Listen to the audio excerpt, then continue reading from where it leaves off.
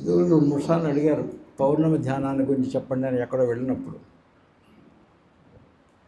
అంటే ఆ రోజు లాస్ట్లో అడిగారు కాబట్టి తగిన సమయం లేదు అదంతా వివరించి చెప్పడానికి. ఎందుకంటే పౌర్ణమి ధ్యానం చెప్పాలంటే ఒక సపరేట్గా ఒక క్లాసు, అంటే ఏ టాపిక్ అడిగినదో కూడా దానికి ఒక క్లాసు అయిపోతుంది. కానీ ఆ రోజు చూచాయిగా పైన చెప్పాము.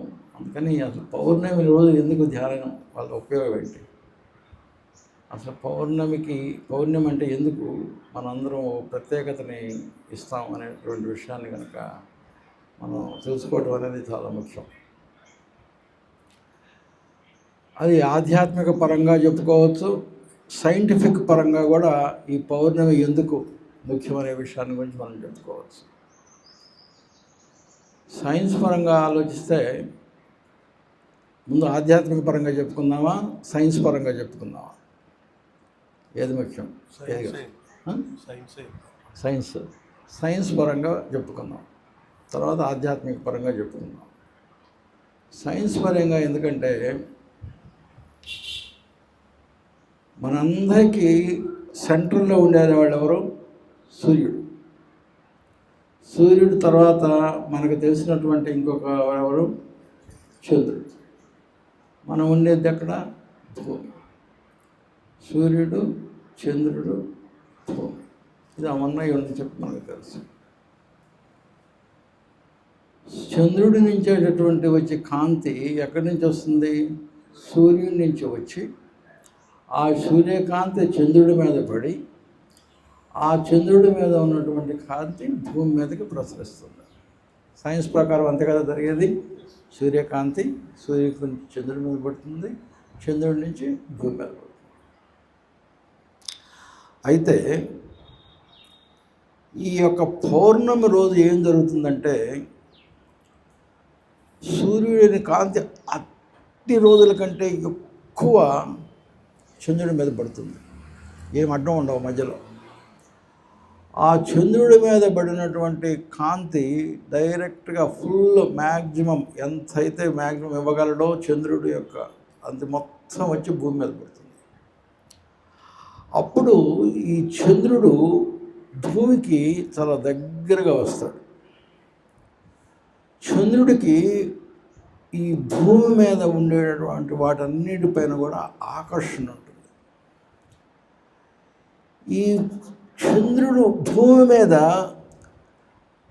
ఈజీగా కదలాడి చంద్రుడి వైపుకి అట్టా ఉబుకుతూ మనకు కనిపించేవి ఏమన్నా ఉన్నాయా ఈ పంచభూతాలలో? నీరు.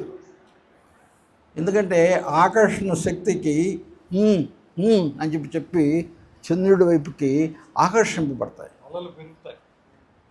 చంద్రుడికి అంటే చంద్రుడికి భూమి మీదకి ఆకర్షణ శక్తి పెరుగుతుంది. ఎప్పుడైతే ఆకర్షణ శక్తి పెరుగుతుందో గాలి కూడా చంద్రుడి వైపుకి అట్లా ఆకర్షింపబడుతుంది. కానీ ఆ గాలి అలా అంటాం మనకు తెలియదు. కానీ మనం చూడగలిగింది ఏంటి అంటే నీళ్లు అలా పైకి ఉబ్బుకుతాయి. కాబట్టి ఆ చంద్రుడి యొక్క ఆకర్షణ ప్రభావానికి లోను కావడానికి ఆ నీరు అలా చదువుతాయి అని చెప్పి మనం చూస్తూ ఉంటాం. అందుకనే సముద్రాల్లోకి కానీ ఎక్కడికన్నా కనుక వెళ్ళినప్పుడు పౌర్ణమి రోజున నీళ్లు అలలు చాలా ఎక్కువగా వస్తూ ఉంటాయి. సైన్స్ పరంగా ప్రూవ్ అవుతుంది. పౌర్ణమి రోజున సముద్రంలో అలలు చాలా ఎక్కువ పైకెక్కి ఎగిసి పడుతూ ఉంటాయి. దానికి కారణం ఏంటి అంటే చంద్రుడి యొక్క ఆకర్షణ శక్తి. చంద్రుడు భూమి మీద ఉన్నటువంటి వాటన్నిటినీ ఆకర్షిస్తున్నాడు. ఇది సైన్స్ పరంగా ప్రూవ్ అయింది అని అందరూ ఒప్పుకుంటారు కదా. ఓకే, ఇప్పుడు ఏమవుతుంది? చంద్రుడిలో ఉన్నటువంటి అన్నిటికంటే ఎక్కువ ప్రభావం ఈ పంచభూతాల్లో దేని మీద ఉంటుంది? నీటి మీద ఎక్కువగా ఉంటుంది అని చెప్పి మనం ఇంతటితో తెలుసుకున్నాం. ఇంకొక నెక్స్ట్ పాయింట్కి కనుక మనం వెళితే మన దేహంలో 190% ఏముంటుంది? నీరు ఉంటుంది.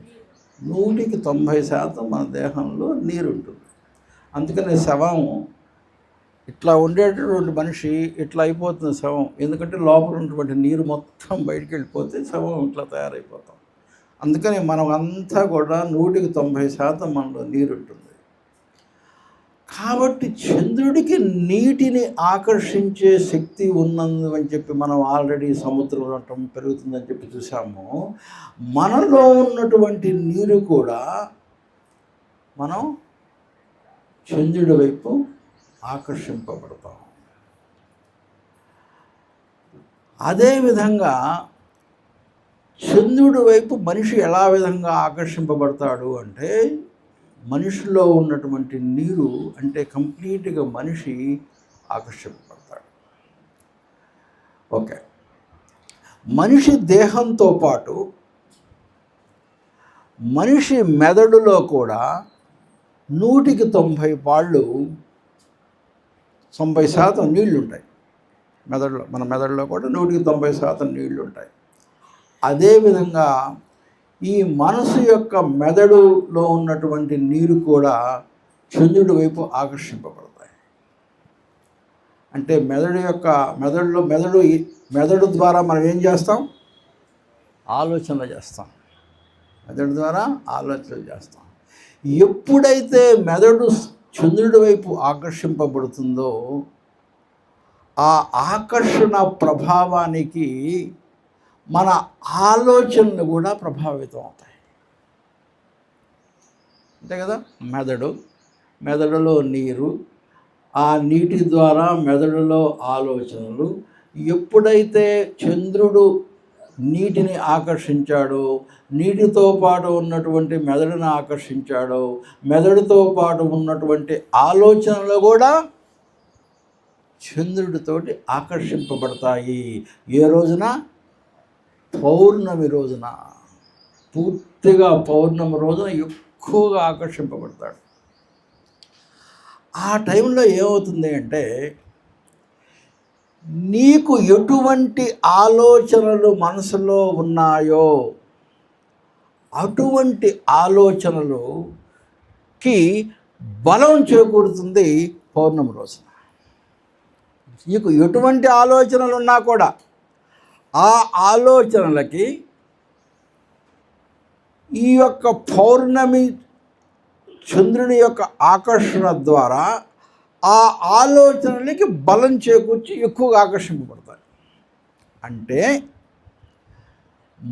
మంచి ఆలోచనలు కనుక ఉంటే మంచి ఆలోచనలకి బలం చేకూరుతుంది.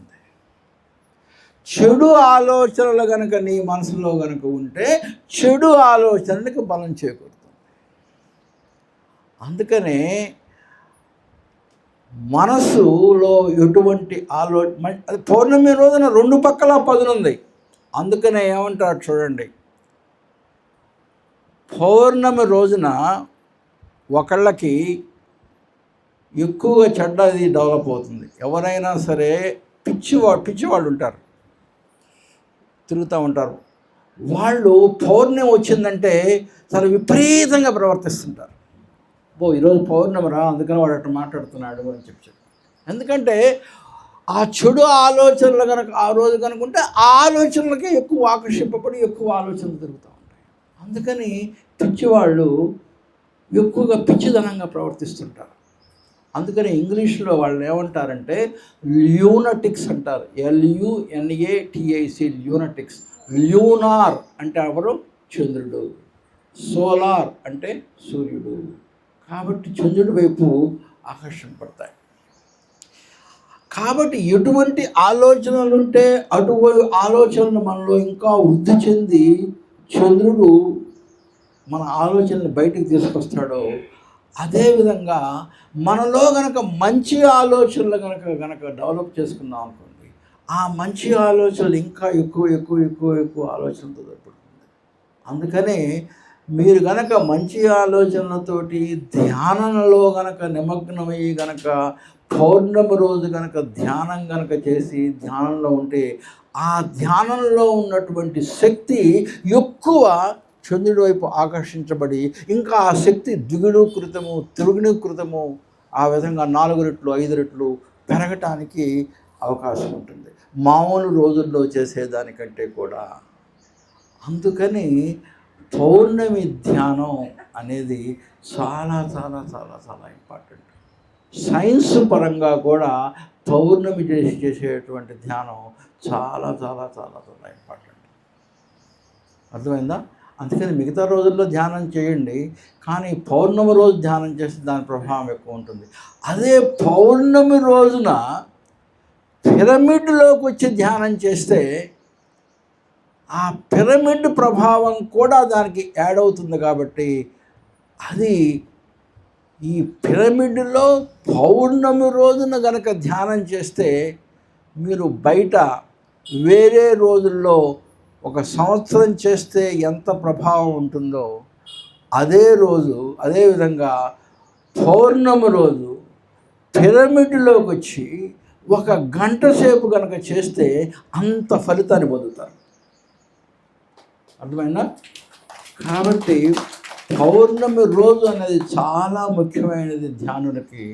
అదే పౌర్ణమి రోజు పిరమిడ్లోకి వచ్చి ధ్యానం చేస్తే ఇంకా ఇంకా ఇంకా అద్భుతమైనటువంటి ఫలితాలను, అంటే ధ్యానం మీకు దేనికోసమైతే మనం ధ్యానం చేస్తున్నామో ఆ ఫలితాలు చాలా త్వరగా త్వరగా త్వరగా త్వరగా పొందటానికి అవకాశం ఉంటుంది. అది పౌర్ణమి రోజు ధ్యానం చేస్తే ఏమవుతుంది అని చెప్పి తెలుసుకోవడానికి ఒక సైన్స్ పరంగా మనం చెప్పగలిగేటటువంటి విషయం. ఇది అర్థమైందమ్మా అందరికీ? ఇంకా ఇంకా కొంచెం తగ్గించి చెప్పమంటే చెప్తాను. అర్థమైందమ్మా అందరికీ? ఓకే. ఇంతవరకు ఏమైనా ప్రశ్నలు ఉంటే సమాధానం చెప్దాం. ఏమన్నా క్వశ్చన్స్ ఉన్నాయా ఇంతవరకు? ఓకే.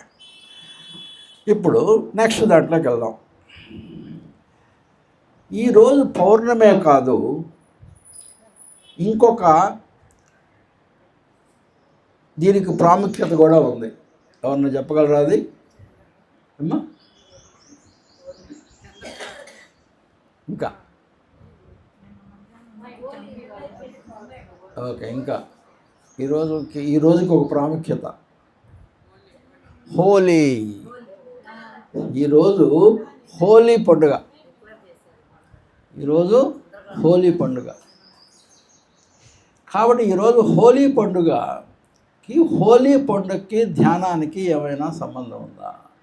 మనందరికీ కథలంటే ఇష్టం, పురాణాలంటే ఇష్టం. కాబట్టి మనందరినీ అలా కొంచెం దీంట్లోకి రావడానికి అసలు హోలీ పండుగ యొక్క ప్రాముఖ్యతను కనుక తెలుసుకుంటే ఈ ధ్యానం యొక్క ప్రాముఖ్యత మనకు అర్థమవుతుంది. హోలీ పండుగల గురించి 2 కథలు ఉన్నాయి. నార్త్ ఇండియాలో ఒక కథ, సౌత్ ఇండియాలో ఒక కథ ఉంది. ముందు నార్త్ ఇండియా కథ చెప్పుకుందాం. నార్త్ ఇండియాలో హోలీ అని చెప్పి ఏం చెప్తారంటే, హిరణ్యకశిపుడి పేరు అందరూ విన్నారు కదా. హిరణ్యకశిపుడి కొడుకు పేరు ఏం పేరు? ప్రహ్లాదుడు. ఆయన విష్ణు భక్తుడు. ప్రహ్లాదుడు విష్ణు భక్తుడు, హిరణ్యకశిపుడు విష్ణు వ్యతిరేకి, విష్ణు శత్రువు. చివరికి ఎంత చెప్పినా సరే ప్రహ్లాదుడిని మార్చలేకపోతాడు అని చెప్పి విపరీతమైన కోపం పెరుగుతుంది. ఏనుగులు పెట్టి తొక్కిస్తాడు, విషాన్ని ఇస్తాడు, ఆ కొడుకుని చంపేసేయాలి అనేటువంటి ఉద్దేశంతో. కానీ విష్ణు యొక్క దీనివల్ల ఆ కొడుకు మళ్ళీ బ్రతుకుతానే అంటాడు. అప్పుడు వీడిని ఎలా సరే, నా కొడుకుని ఎలా సరే చంపేసేయాలి, విష్ణు భక్తుడిగా నేను చూడలేను అని చెప్పి ఆ కొడుకు తెలియకుండా తన చెల్లెల దగ్గరికి వెళ్తాడు హిరణ్యకశిపుడు. ఆమె పేరు హోలిక. చెల్లి ఏం చెప్తాడంటే, నా కొడుకుని ఇలా చంపాలనుకుంటున్నాను, వాడు నేను ఏ రకంగా చేసినా సరే వాడు చనిపోవటం లేదు, వాడిని చంపడానికి నువ్వు నాకు సహాయం చేయాలి అని చెప్తాడు. ఓకే, ఏం చేస్తానంటే, వాడు మంటల్లో పెడితే, నా కొడుకు ప్రహ్లాదుడు మంటల్లో పెడితే ఆ మంటల్లో కాలి చనిపోయేటట్టు ఏర్పాటు చేస్తాను అని అంటాడు. అయితే చిన్నపిల్లవాడు కదా, మంటల్లో కూర్చోడు. ఆ మంటల్లో కూర్చోవాలంటే ఏం చేయాలి అని చెప్తే, ఆ హోలిక అనేటటువంటి రాక్షసి చెల్లెలు ఓ పని చేస్తాను, నా దగ్గర ఒక పూత, అంటే ఒక పూతలాగా శరీరం అంతా నేను ఒక పూతలాగా పూసుకుంటాను. అలా పూసుకుంటే నేను మంటల్లో కూర్చున్నప్పుడు ఆ పూత వల్ల నేను ఆ మంటల ప్రభావానికి నేను నాశనం అయిపోను, నేను మండిపోను. ఎందుకంటే నేను ఒంటికి రాసుకున్నటువంటి ఆ పూత వల్ల వాడిని నా ఒళ్ళో కూర్చోబెట్టుకుంటాను, ప్రహ్లాదుడిని. అప్పుడు నువ్వు మంట వేసేసాయి. కాబట్టి నేను పూత వల్ల చనిపోను, వాడికి పూత ఉండదు. కాబట్టి కూర్చున్నప్పుడు కనుక నువ్వు మంట పెడితే వాడు చచ్చిపోతాడు. ఆ మంట అయిపోగానే నాకు ఈ పూత ప్రభావం వల్ల నేను చనిపోను, కాబట్టి నేను బయటకు వచ్చేస్తాను. కాబట్టి ఆ పని చేద్దామని చెప్పి హిరణ్యకశిపుడికి చెప్తుంది. ఓకే, ఇది మంచి ఆలోచన, ప్రహ్లాదుని చంపడానికి మంచి మార్గం అని చెప్పనుకొని ఆమె చేతి నిండా మొత్తం ఒంటి నిండా ఆ పూత పూసుకొని కూర్చోబెట్టుకొని ప్రహ్లాదుడిని ఒంట్లో కూర్చోబెట్టి, ప్రహ్లాదు వాడు ఏం చేసినా సరే అంటాడు ప్రహ్లాదు, ఎందుకంటే ఆయన దేవుడి మీద నమ్మకం కాబట్టి. ఒళ్ళో కూర్చోబెట్టుకొని మంట వేసేయమని చెప్పి మంటలు వేస్తుంటాడు. ప్రహ్లాదుడు ఏం చేస్తున్నాడు? కూర్చొని ధ్యానం చేస్తూ ఉంటాడు. అసలు కూర్చొని ఏం చేస్తాడు? ఓన్లీ ధ్యానం చేస్తాడు. ప్రహ్లాదుడికి ఒకటే పని, నువ్వు ఏదైనా ఏనుగులు చేసి దొక్కిస్తుంటే ధ్యానం చేస్తూ కూర్చుంటాడు, విషం పెడితే ధ్యానం చేస్తూ కూర్చుంటాడు. అవన్నీ తను రక్షిస్తున్నట్టు. అట్లనే ప్రహ్లాదుడు నుల్లో కూర్చోబెట్టుకుంటే ప్రహ్లాదుడు ధ్యానం చేస్తూ ఉంటాడు విష్ణుమూర్తి మీద. చివరికి ఏమవుతుంది? ఆమె లేపనం రాసుకొని కనుక చేసినా కూడా దాని ప్రభావం కంటే కూడా ప్రహ్లాదుడు చేసేటటువంటి ధ్యాన ప్రభావం ఎక్కువైపోయింది. ఎప్పుడైతే ఈ ధ్యాన ప్రభావం ఎక్కువైపోయిందో తన చుట్టూ ఆ ధ్యాన ప్రకంపనలు, ఇదివరకు మనం చెప్పుకున్నాం, మీకు ఈ క్లాసులో చెప్పాను అనేది, సీతాదేవి యొక్క చెప్పినప్పుడు సీతాదేవి యొక్క ఏ రకంగా తన ధ్యాన ప్రకంపన చుట్టూ ఒక వలయంలాగా చేస్తుందో, తనకు కూడా తన ధ్యానం వల్ల ఒక వలయంలాగా సృష్టించబడి చేసింది. ఆమె యొక్క ధ్యానం వల్ల ఆమె కట్టుకున్నటువంటి లేహ ప్రభావం శూన్యమైపోయింది. లేహ ప్రభావం, ఆమె రాసుకున్నటువంటి లేహ్యం అనేది ఉంది, దాని ప్రభావం శూన్యమైపోయింది. ఈ యొక్క ప్రహ్లాదుడి యొక్క ఈ ధ్యాన ప్రభావం ఎక్కువైపోయింది. అందువల్ల ఏమైపోయింది? ప్రహ్లాదుడు ఎటువంటి మంటలకు గురి కాకుండా బయటపడటం జరిగింది. ఆ హోలిక అనేటటువంటి రాక్షసి ఆ కట్టుకున్నటువంటి లేహ్య ప్రభావం శూన్యమైపోయి కాలిపోయింది. అది హోలీ. అందుకనే నిన్నటి రోజున అందరూ హోలికా దహనం అని చెప్పి అందరూ కూడా పాటిస్తారు. హోలికా దహనం, అది హోలికా రాక్షసుని ఈరోజు చేసినందువల్ల ఆ ధ్యాన ప్రభావం వల్ల ఈ యొక్క ప్రహ్లాదుడు బయటపడతాడు. అది సెలబ్రేట్ చేసుకుంటూ ఈరోజు మనం హోలీ పండుగని జరుపుకుంటున్నాం. అది ధ్యానం యొక్క ప్రభావం.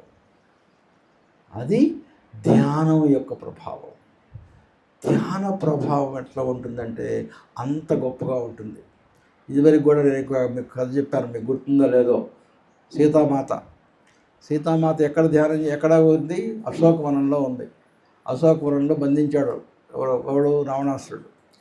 ఆమె ఎక్కడ ధ్యానం చేసింది? అశోకవనంలో అశోక వృక్షం కింద ధ్యానం చేసింది.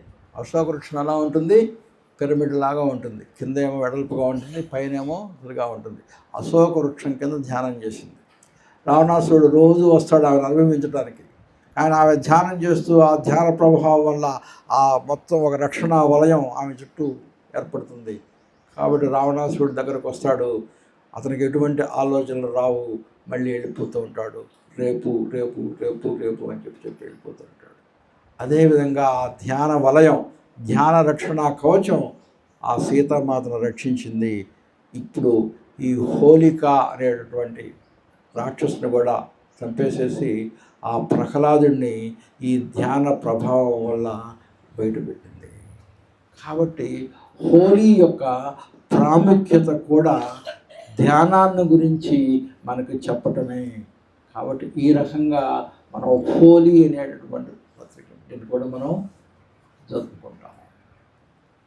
అర్థమైందమ్మా? అయితే ఇప్పుడు సౌత్ ఇండియాలో ఇంకొక కథ ఉంది.